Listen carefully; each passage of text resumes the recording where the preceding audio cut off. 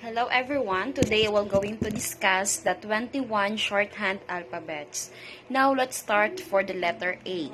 A is a 1/2 circle, then letter E is 1/8 circle. So, siya yung anak ni letter A. So, maliit lang si letter E ha, 1/8 lang size niya.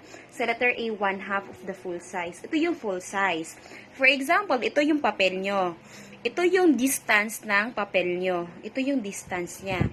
So, ang ganitong distansya, ang tawag nito full size na. Ito na yung full size niya. Ito yung full size niya. Ito yung full size niya. So, ito, full size. Ito, full size. Ito, full size. Since A is 1/2 of the full size, so ito lang yung distance. Dito tayo magbabase ng ng sukat niya. So ito yung full size. Letter A is 1/2 only of the full size. Letter E is 1/8 only of the full size.